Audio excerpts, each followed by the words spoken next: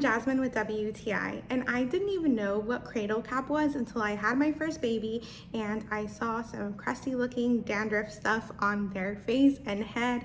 And of course, like any other first-time mom, I googled it right away and I found this Mustela Cradle Cap shampoo and cream to be able to treat the cradle cap, and I'm so glad I did. I love this brand so much now because they use a lot of natural ingredients and don't include any unnecessary chemicals or toxic things.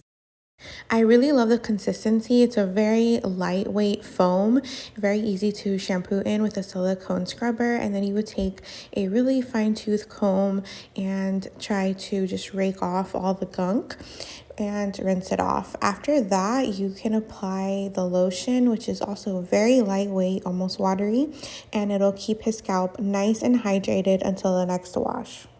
So if you're looking for something for your baby's cradle cap issues, definitely check out Mustela. This combo has been working great for him, and I'm so glad that we found it. And that's my point of view.